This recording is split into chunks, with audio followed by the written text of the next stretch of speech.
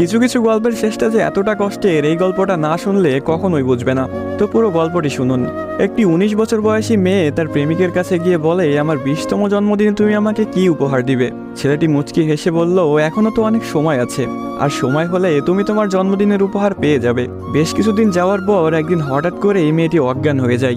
বাসার সবাই বেশ অস্থির হয়ে যায়, কিছুই বুঝে উঠতে পারছিল না কেউ কি হয়েছে মেয়েটার। তারপর সবাই মিলে তাকে হাসপাতালে নিয়ে গেল।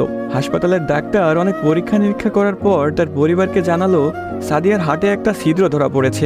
এখন যদি খুব তাড়াতাড়ি হার্ট পরিবর্তন না করা হয়, তাহলে হয়তো সাদিয়াকে আর বাঁচানো সম্ভব হবে না। সবাই এই কথাটি শুনে কান্নায় ভেঙে পড়ল। সাদিয়ার মা বাবা কিছুতেই মেনে নিতে পারছিল না। সাদিয়ার প্রেমিক সাকিব তার বিষয়ে ডাক্তারের কাছ থেকে সবকিছু শুনে বলল, এ কিছুতেই হতে দিবে না সে।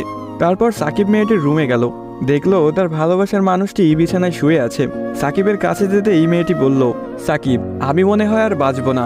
সাদিয়ার চোখের পানি মুছে দিয়ে সাকিব বলল, কে বলেছে তুমি বাঁচবে না? তুমি খুব শীঘ্রই ভালো হয়ে যাবে।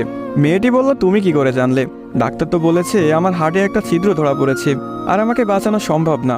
ধুর পাগলি, তোমার কিছুই হবে না, দেখো তুমি ভালো হয়ে যাবে। এভাবেই বেশ কিছুদিন যাওয়ার পর সাদিয়া সম্পূর্ণ সুস্থ হয়ে যায় এবং বাসায় ফিরে যায়।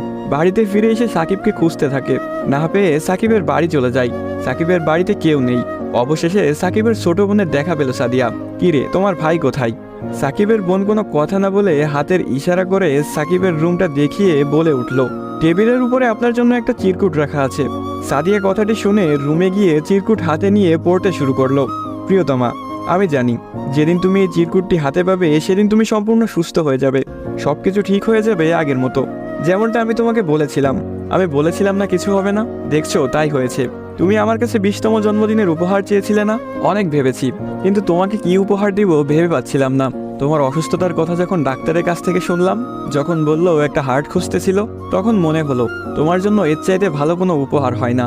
আমার হার্টটাই ছিল তোমার জন্য শ্রেষ্ঠ উপহার, যা আমি তোমাকে দিয়ে গেলাম। মন খারাপ করো না, আমি আকাশের ওই উপর থেকে তোমাকে সব সময় দেখব।